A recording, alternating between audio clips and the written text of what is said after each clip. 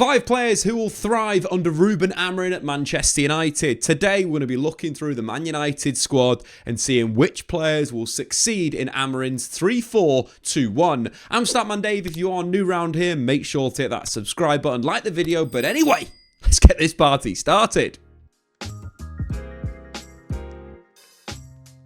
At number 1, we've got French centre-back Leny Yoro, who's got the potential to become a really complete player under the coaching of Ruben Amorim that's worked with some of the best young centre-backs on the planet and made them even better. Leny Yoro is very much a blank canvas of a centre-back, young and still got a lot of learning ahead of him, but he's got the raw materials to be a top-level centre-back. When you're looking at defenders, I think the first thing that we kind of neglect at times, we fixate on progression, we fixate about players playing in between the lines and getting attackers on the ball. But more importantly, defenders need to be able to defend. I was on a recent podcast with Phil Jones and he brought that up, and it is a very, very valid point. Leny Yoro comes to Manchester United regarded as one of the best young centre-backs in the world. And the reason why people are looking at him is his ability to win duels and be a very good defender. So I'm going to take a look at 3 examples of Leny Yoro's top quality defending. First, calmness on the near post. Then we're going to take a look at his ability to win 1v1 duels and get himself in between the opponent and the ball. So pick the play up with PSG playing a switch out from the right hand side to the left wing.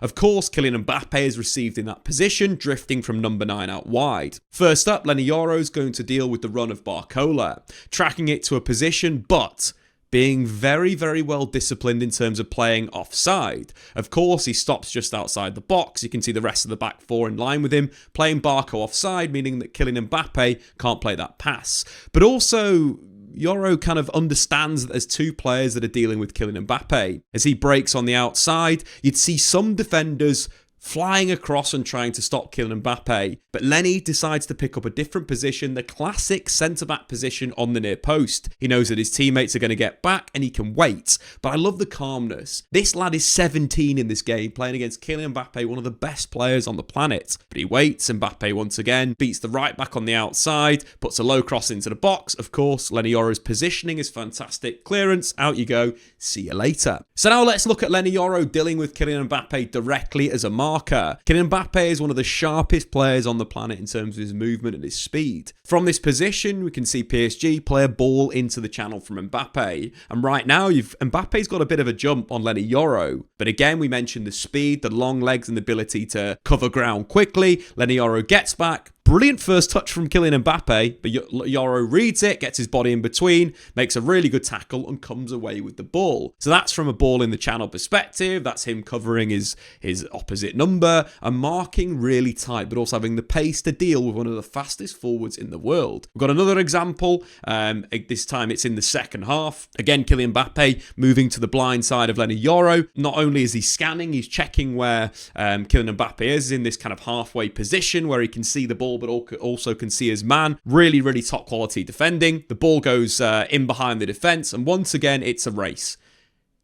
Leny Yoro, body in between the man, draws the foul from Kylian Mbappe and wins the ball back. This is top quality centre-back play. So now we've seen Leny Yoro's ability to cover the runner in behind the defence from through balls. Now let's talk about the important thing from Ruben Amorim's footballing system and style. So of course, in terms of the setup, what you tend to see is the back 5, the 2 wing backs, and the back 3. What you'll tend to see from an attacking sense is the wing backs get super high and provide the width in the final third. In terms of the midfield, they're arguably just players to kind of bounce the ball off in a sense of the build-up. They'll play into the central midfielders and it'll be bounced out. So there's kind of a lot of responsibility on the outside centre-backs to operate arguably as deep-lying midfielders. They are the guys that very much have to not only carry the ball out into midfield to draw kind of pressure from the opposition midfield to open up that space in between the lines, but also they need to be the guys progressing the ball. This is definitely part of Leny Yoro's game that he could improve.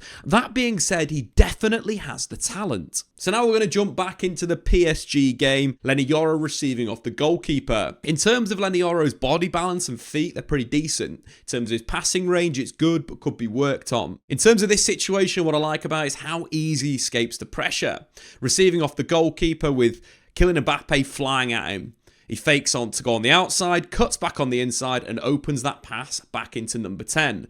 Just envisage this being Manchester United with a back three, with the 2 defensive midfielders and the 2 wing backs in the wide areas, showing his quality to slip that little bit of pressure and play forward. But more importantly, there's instances where he's a really good ball carrier, and I'd argue that he needs to be doing it more, and something that Amorim will probably encourage is him carrying out from the back, because he's got real quality. Yes, he looks a little bit gangly, but that's very deceptive. This kid is very good on the football. So just pick up another situation, again defending against Kylian Mbappe, reads the through ball, tackles through Kylian Mbappe and drives into midfield. This is something that I would not expect a centre-back to do, to pull a roulette off against PSG at 17 years old. The quality, the technique to spin out and simply lay the ball off is fantastic. And I think these raw materials are things that Ruben Amorim is really going to work with at Manchester United. Leny Yoro will become a weapon out of the back, and it will be something that's super important for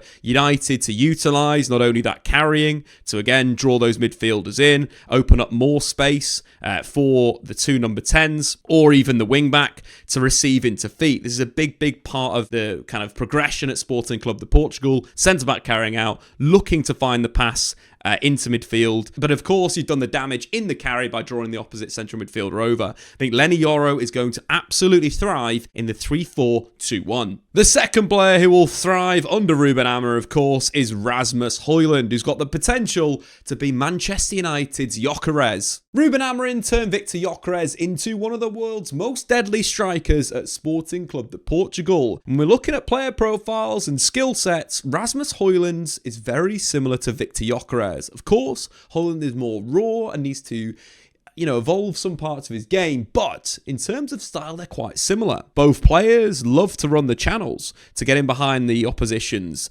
defence in terms of hitting that space inside the box. They both like to get into those areas and then create little shots for themselves with good skills and good little bit of interplay with their teammates. I think the big reason why Rasmus Holand will have a Gyökeres style evolution as well is because the system is very good in terms of creating chances for a focal point number 9. Rasmus Holand is much better when he's running in behind, he's stretching the opposition's back line. He's improved a lot when receiving back to goal. We've seen that in recent weeks with some really good link play and interplay. And yes, that can be part of the setup. But normally what you'll see in terms of the progression, outside centre-back into the number 10s and then the wing-backs joining the attack. What that means from a chance creation perspective, not only can Rasmus Holand get on the end of through balls in behind the defence, but also can profit on the end of, let's say, carries from those 2 number 10s and then through balls, but also interplay between the wing-backs and the wingers, with the winger forward and crosses directly into the box for Rasmus Holand to finish off, or alternatively looking at underlaps, which is a devastating weapon of this shape. Given that the 2 fullbacks of the opposition sides are going to get pulled naturally a little bit wider, there is massive space on the inside for that type of ball, which again will isolate Rasmus Holand in a 1v1 in the box. But let's take a look at a little bit of footage of Rasmus Holand playing in this exact shape for Atalanta and the benefits of the system. We can clearly see the base of Atalanta's 3-4-2-1. This shape allows both wing-backs to play high and wide, opening up space for a switch of play. This high positioning can manipulate the opposition's defensive line, often pulling a fullback wide, which can create space for the number 10.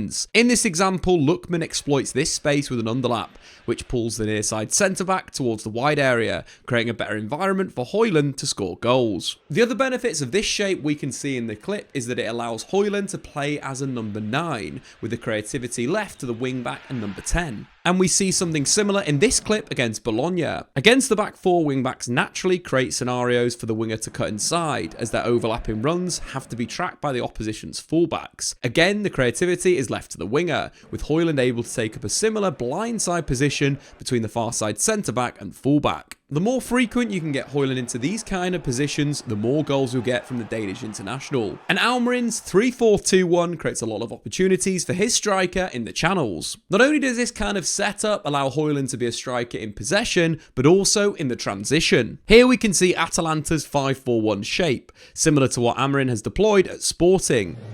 Atalanta press aggressively in a man-to-man setup. This forces Hellas Verona into a long ball, with all short passing options covered and Holand cutting the pitch. Instead of Holand being the first receiver, like we've come to expect at Manchester United, Lookman received the ball behind the opponent's midfield, with Holand also in a dangerous position. This creates a serious goal threat with Holand in space on the opposition's backline. So the system will really help Rasmus Holand be a goal scorer, which will improve Manchester United's effectiveness in the final third. And a big part of the tactical makeup of how Ruben Amorim wants his strikers to play, he wants them to hit the channels and be capable of creating moments to get shots off themselves and score goals. That is something that I've seen from Rasmus Holand at Atalanta, playing a very similar role for Gasperini's side. A striker with the speed of Rasmus Holand is always a major threat when he has space to run into. But whereas Ten Hag used Holand as a target forward, Ruben Amorim will use him as an advance forward, just like he's used Victor Gyökeres at Sporting. In this example against Sampdoria, we can see how Atalanta use Holand into the channels to get the ball into the final third. The space is created by Atalanta dragging over Sampdoria's defence, with the number 10 dropping deep, giving the outside centre-back a big area to hit. Despite not directly creating a chance, Holand has got Atalanta into the final third, but he doesn't stop there. Holand moves into the space in the penalty area, sells one defender and gets a shot on target, despite being surrounded by 6 Sampdoria defenders. The close proximity of Amorim's central attacking players will create a lot of situations like this. Hoyland's natural ability to create shooting opportunities will be utilised by Amorim, either by creating for teammates or getting shots off himself.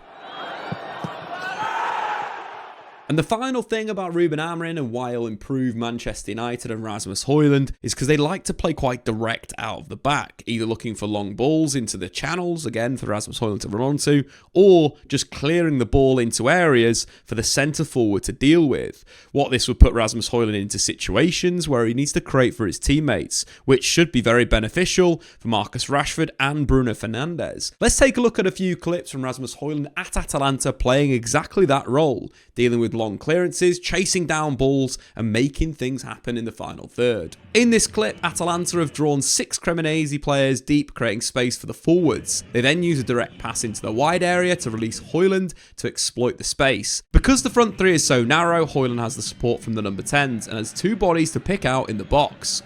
We've seen this a lot with Victor Gyökeres at Sporting, providing goals and assists from these types of situations. Here is another clip of Atalanta against Roma. Once again, Roma press well, cutting off all the short passing options, but Atalanta bypass their high press with Hoyland making a run to the wing and a long ball.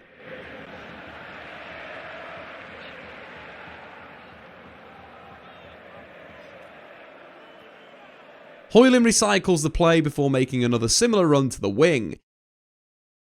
His teammates clear out the box, with Hoyland picking out the on-rushing midfielder with a cutback to mark the end of a great passage of centre-forward play from the then 19-year-old. But it's not all about creativity. Even from a defensive aspect, Amorim's number 9 is the most advanced player and is usually on the last line. This matches well with Rasmus Hoyland, as his speed, anticipation and work rate can see him craft out shots for himself by chasing down loose balls or by harassing and pressing defenders.